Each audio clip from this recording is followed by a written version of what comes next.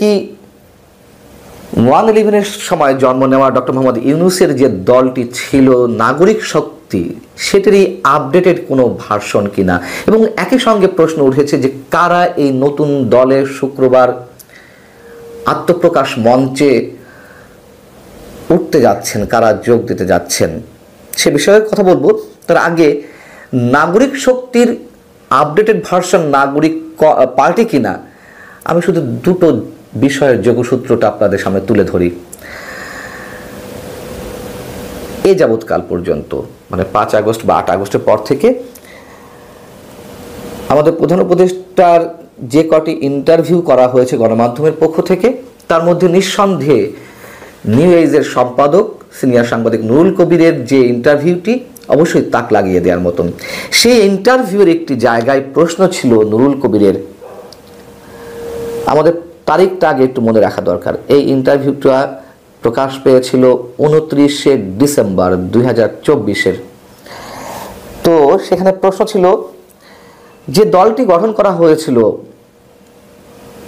1/11-এর সময় নাগরিক শক্তি, সেই নাগরিক শক্তির সঙ্গে ছাত্রদের নাগরিক কমিটির চিন্তার বা ভাবনার কোনো সম্পর্ক আছে কিনা, অর্থাৎ জাতীয় নাগরিক কমিটি যেটা করা হয়েছিল ছাত্রদের।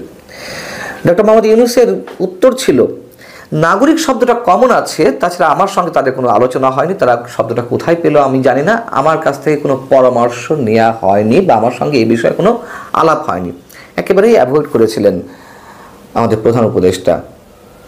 কিন্তু 1 মাস পরে এসে দ্য ফিনান্সিয়াল টাইমস, আন্তর্জাতিক গণমাধ্যম লন্ডন ভিত্তিক, সেইখানে আবার যে ইন্টারভিউটি প্রকাশ করা হয়েছিল, তিনি যখন সুইজারল্যান্ডের দাভোসে গিয়েছিলেন একটি অর্থনৈতিক সম্মেলনে যোগ দিতে, সেখানে দ্য ফিনান্সিয়াল এক্সপ্রেস তার ইন্টারভিউ করেছিল, যেটি প্রকাশ হয়েছিল 29শে জানুয়ারি। তো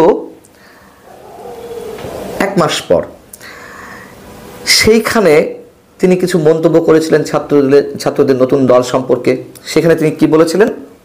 তিনি বলেছিলেন যে ছাত্ররা বলছে, যে তার উদ্দেশ্যে বলছে, কেন আপনি আপনার বা আমাদের নিজস্ব দল গঠন করেন না, আমরা একটা সুযোগ নেব। তারা বলেছে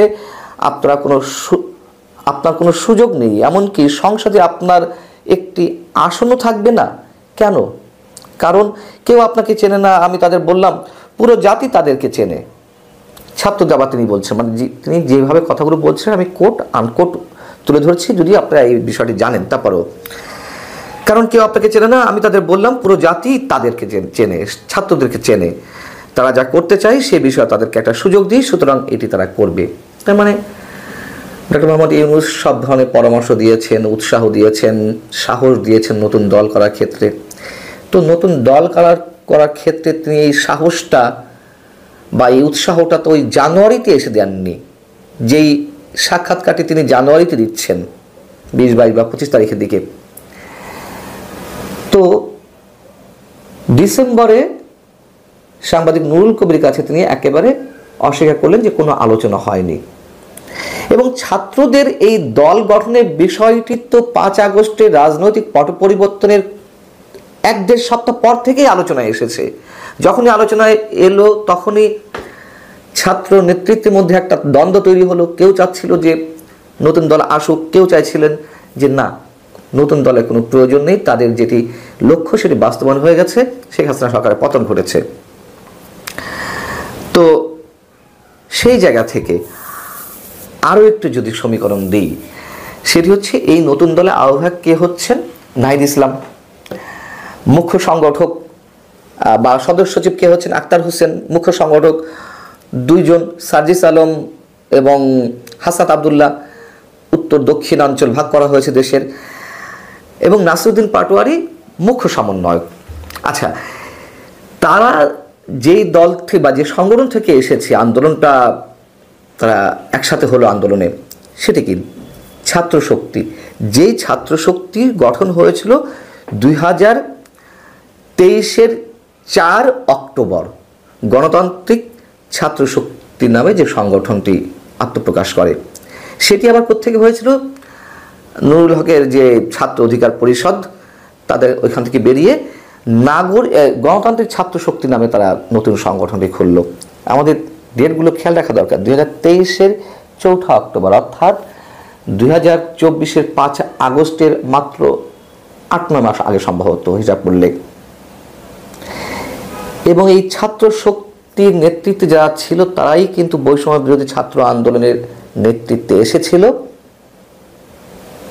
এবং সেই দলটি বিলুপ্ত করা হয় 5 আগস্টের পরে, মানে সেই সংগঠনটি 14 সেপ্টেম্বর 2024 অর্থাৎ 1 মাসের মাথায়, প্রায় 1 মাসের মাথায় এই সংগঠনটির বিলুপ্তি করা হয়। এখন এর থেকে আমরা কি বুঝে নিতে পারি? হতে পারে কোনো সম্পর্ক নেই, কিন্তু সূত্র কি বলছে আমরা একটু মিলিয়ে দেখতে পারি। এক হচ্ছে তিনি 1 মাস আগে যখন অস্বীকার করলেন 2024-এর ডিসেম্বরে নুরুল কবিরের কাছে যে না, তাদের সাথে কোনো আলোচনা হয়নি ছাত্র রাজনীতির বিষয় বা দল করার বিষয়, আবার 1 মাস পর এসে ফিনান্সিয়াল টাইমসকে তিনি বললেন যে তিনি উৎসাহ দিয়েছেন এবং উৎসাহটা আরও আগে থেকে নিশ্চয় দিয়ে আসছিলেন। ছাত্ররা যদি তার উৎসাহেই উৎসাহিত হয়ে থাকে, সেটি তো আগস্টের মাঝামাঝি বা আগস্টের শেষ থেকে 2024-এর। এবং গণতান্ত্রিক ছাত্র শক্তি কবে গঠিত হয়েছিল, কবে বিলুপ্ত হলো, সেটিও আমাদের একটু মিলিয়ে দেখা দরকার। যাই হোক, এখন এই ছাত্র শক্তির নেতৃত্বে কারা ছিলেন হচ্ছে মাহফুজ আলম, সরকারের অন্যতম উপদেষ্টা, ডক্টর মোহাম্মদ ইউনূসের বক্তব্য অনুযায়ী অন্যতম মূল মাস্টার মাইন্ড ছিলেন নাহিদ ইসলাম, ছিলেন আসিফ মাহমুদ, তারাই কিন্তু দৃশ্যপটে। এবং আরও একজন ছিলেন আক্তার হোসেন, তিনি এখন এই কমিটির নতুন যে পার্টি হতে যাচ্ছে সেটির অন্যতম মূল দায়িত্বে সদস্য সচিব।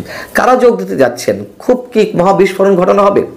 যেটি জানা গেছে যে এখানে যোগ দিতে পারেন অবসরপ্রাপ্ত কিছু সাবেক আমলা, অবসরপ্রাপ্ত কয়েকজন সাবেক সামরিক কর্মকর্তা।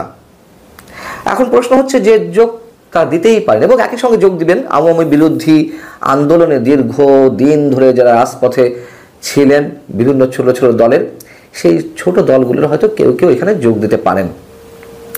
কিন্তু প্রশ্ন হচ্ছে যে মূল দায়িত্বপ্রাপ্ত ব্যক্তিদের নাম ঘোষণা তো হয়ে গেছে মূল জায়গায়, এই সব মানুষেরা বা ছাত্ররা তারা পদবি নিয়ে গেছে। এখন যারা যাবে সিনিয়র কোনো পার্সন, যদিও নাগরিক কমিটির নাম দেওয়া হয়েছে প্রথমে, সেই নাগরিক কমিটিতে কোন সিনিয়র সিটিজেনরা ছিলেন সেটি নিয়ে তো একটা প্রশ্ন রয়েছেই।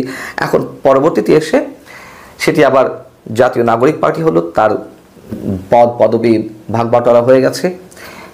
কোন এমন সামরিক কর্মকর্তা, সাবেক সামরিক কর্মকর্তা বা সাবেক আমলারা এতে যোগ দেবেন যে এসে তাদের অধীনে কোনো ছোটোখাটো পদ নিয়ে থাকবেন?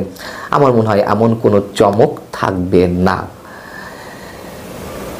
যত বেশি ঢাকঢোল পেটানো হচ্ছে আসলে তার প্রতিফলনটা আমরা তার উল্টোটাই তো দেখি, যত গর্জে তত বর্ষণে। এখনো পর্যন্ত মনে হচ্ছে, যদিও আমরা সত্যি শুভকামনা জানাই, যদি সত্যি সরকারের সাথে কোনো ধরনের সম্পৃক্ত ছাড়াই এই দলটি রান করতে পারে, কিন্তু যে সিমটমগুলো আমরা দেখেছি তাতে মনে হয় যে ইতিহাস বলে ওই ধরনের কোনো যোগসূত্র আছে তো বটেই। কিংস পার্টি হিসেবে তারা আসছে একেবারে সরকারের পৃষ্ঠপোষকতায়। নাহিদ ইসলাম এসে উপদেষ্টা পদ থেকে পদত্যাগ করে তিনি এই পার্টি হাল ধরেছেন, আরও ছাত্র উপদেষ্টা রয়ে গেছে, তারা তো নার্সিং করবেই। খুব বেশি মানুষের কাছে চমক হয়ে সম্ভবত উঠতে পারবে না, তারপরেও আমরা শুভকামনা